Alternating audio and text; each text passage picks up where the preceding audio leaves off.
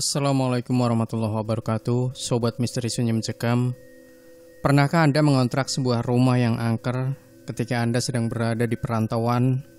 Biasanya buat teman-teman ya, yang pernah merantau dan kebetulan rumahnya angker. Wih, ngeri ya. Nah, seperti dalam kisah berikut ini yang sudah kami siapkan untuk Anda, sebuah kisah nyata misteri yang dialami oleh seseorang yang ternyata mengontrak sebuah rumah angker di daerah Tangerang. Seperti apakah cerita selengkapnya? Langsung saja kita simak sebuah kisah nyata misteri yang berjudul Kontrakan Angker di Belakang Pabrik. Sebelumnya kenalin, namaku Mufti Haidar Rizky, biasa dipanggil dengan Rizky. Aku di sini mau menceritakan pengalaman horor sewaktu masih tinggal di Tangerang. Kebetulan dulu sekali ketika masih di Tangerang, aku ngontrak di perumahan baru. Awal mulanya ketika aku lagi cari kontrakan dekat tempat kerja, ada seorang teman yang menawarkan tempat ngontrak yang murah dan kondisi bangunan terawat, ditambah dekat pabrik tempatku bekerja. Tanpa pikir panjang, langsung aku tanyakan mengenai detailnya. Setelah diperiksa, tempatnya ternyata memang benar sesuai yang dibilang temanku. Kondisi bangunan masih bagus, tidak ada retak-retak di tembok ataupun plafon bocor. Mungkin karena tergolong perumahan elit, jadi kondisi bangunan sangat kokoh. Ditambah ada pohon ceri di depan teras, bikin adem di saat siang hari. Setelah proses transaksi dan sebagainya, mulailah aku tinggal di situ. 5 hari tinggal di situ sih masih adem ayem. Sampai suatu hari di tempat kerja, saat lagi mau pulang, temanku yang lain ada yang bertanya tentang kontrakan tempatku itu. "Muf, lu seriusan ngontrak di sana?" "Ya iyalah, lagian tempat bagus, harga murah, siapa yang tidak mau?" "Nekat nih anak, mending lu buruan pindah dari sono. Banyak rumor kagak enak di itu area." "Rumor apaan? Setan. Udah hampir seminggu di sana kagak ada apa-apa. Lagian aku kebal sama yang begituan." "Iye setan. Aku dikasih tahu kenalan di kontrakan area belakang pabrik sangat angker." "Ngibul di siang bolong lu. Tidak percaya? Ayo mampir ke kontrakan. Untuk area perumahan dulunya kan bekas kuburan orang-orang kampung sekitaran sana. Dibeli sama bos perumahan, dijadiin begitu." "Yang bener lu. Umur untuk perumahan lagian sama kok kayak umur nih pabrik." "Ya elah, gitu doang mah biasa dah, kayak di sinetron-sinetron horor." Semenjak obrolan singkat itu, aku jadi mikir-mikir lagi sembari jalan pulang ke kontrakan. Kenapa kontrakan yang aku tempatin, yang dasarnya perumahan elit, malah tempatnya ini jauh dari kata ramai. Bahkan saat hari Minggu lagi santai-santai di bawah pohon ceri, tidak ada satupun orang yang lewat. Mulai penasaran, besok paginya aku tanya ke tetangga sebelah kontrakan. Rata-rata di sini rumahnya sudah pada dimodif, pagarnya tinggi-tinggi, kecuali kontrakanku yang bangunannya memang masih original. Cuma sebatas rumah, ditambah pagar 1,5 meter. Aku pencet tombol bel tetanggaku sekali. Aku tunggu sekitar 10 menitan, tidak ada respon. Aku pencet lagi berkali-kali, hasilnya sama aja nihil. Alhasil, aku tidak jadi tanya ke tetangga. Malamnya ada acara bagus di TV. Saat melihat jam tidak sadar sudah jam 1 malam. Aku berdiri dan berjalan ke ruang dapur, mau mengambil minuman di dalam kulkas. Tapi mendadak bulu kuduk merinding. Tapi saat dipegang tidak kenapa-napa. Habis itu aku ke kamar mandi, lalu balik lagi, sampai aku lupa menutup pintunya. Dan berhubung aku sudah duduk di singgasana sang raja, aku pikir mungkin nanti saja sekalian jalan ke kamar tidur. Pertengahan acara film, entah dari mana ada angin sempliwir melewati pundak. Sontak aja aku kaget.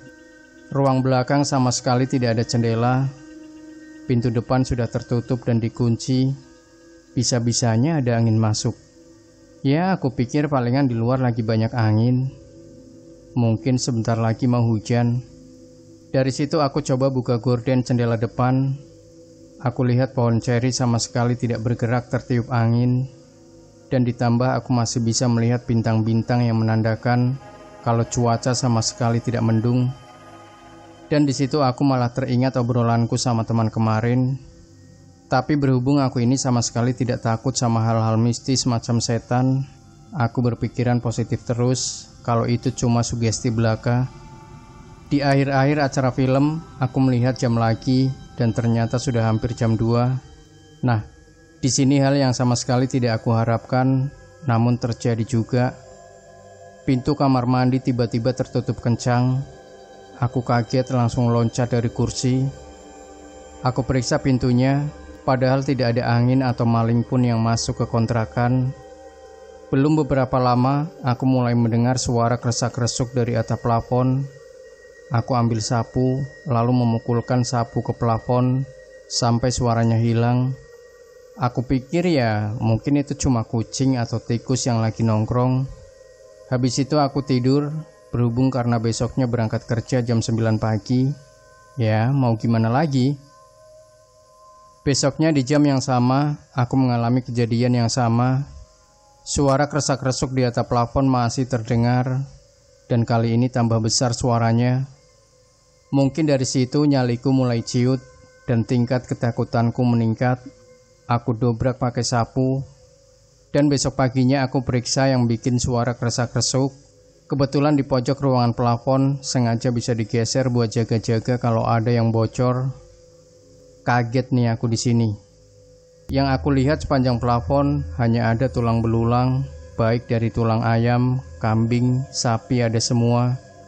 Dan aku juga melihat ada kresek atau kantong plastik berwarna hitam. Berhubung aku tidak mau parno-parno amat, aku bersihkan tulang-tulang pakai sapu. Nah, kreseknya kan agak berat dan aku pun coba buka. Ternyata isinya beras. Entah siapa yang mengumpulkan tulang-tulang, yang jelas pasti bukan manusia. Oh ya, tulang-tulang yang aku temukan di atap plafon ini ternyata setelah diamati semuanya tulang-tulang yang sudah kering, jadi tidak berbau. Berhubung aku penasaran sama kresek hitam isi beras yang aku temukan di atap plafon, aku bawa ke pabrik. Aku tunjukin ke teman yang sempat kasih tahu rumor setan ke aku. Ini dari kemarin aku mengalami kejadian-kejadian aneh. Kebetulan aku bawa barang bagus yang aku temukan dari atap plafon. Temanku ngebuka kreseknya, lalu berkata, ini beras kenapa lu bawa kemari? Memang kenapa? Daripada langsung aku buang, mending aku tunjukin ke lu dulu. Lu tahu nggak kalau ada kresek beras di atap rumah, tandanya apa? Kagak. Memang kenapa? Itu sesajen malah diambil. Bisa digangguin lu sama yang punya. Ya elah, aku tidak takut setan. Mending lu buruan cari kontrakan baru daripada kenapa-kenapa lu. Seminggu berlalu semenjak obrolan tentang beras sama temanku, dan kejadian-kejadian aneh masih sering terjadi. Suatu pagi aku terbangun dengan badanku masih berat sekali, bukan karena sakit, lebih seperti mirip ditindih orang yang badannya lebih besar dariku. Sudah aku periksa ke dokter, katanya persendianku normal-normal saja. Terus aku juga ke tukang pijit, hasilnya nihil. Alhasil aku cerita ke teman apa yang lagi aku rasakan, dan dia langsung bawa aku ke sebuah tempat paranormal. Lebih tepatnya seperti tempat buat ruqyah. Aku langsung diruqyah, disuruh dengar bacaan-bacaan Al-Quran, dan alhasil aku jadi muntah-muntah. Aneh kan?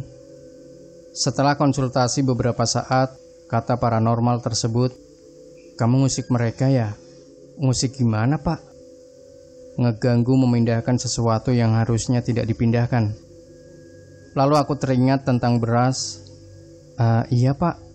Lalu aku jelaskan semua kejadian yang aku alami ke paranormal itu. Setelah itu aku dikasih tahu sama paranormal tentang benda-benda yang ditemukan itu. Beras-beras itu tadinya memang buat sesajen. Biasanya digantung di rangka atap rumah. Tujuannya buat minta izin sama penunggu tanahnya. Terus tulang-tulang kering yang sudah aku buang, katanya itu makanan setan. Setelah dijelaskan begitu, ya mau tidak mau aku memilih pindah dari kontrakan itu. Demikian Sobat Misteri Sunyi Mencekam. Jangan lupa berikan komentar Anda, like, share video ini, subscribe channel Sunyi Mencekam, dan kembali nantikan cerita-cerita misteri terbaru dari kami. Wassalamualaikum warahmatullahi wabarakatuh.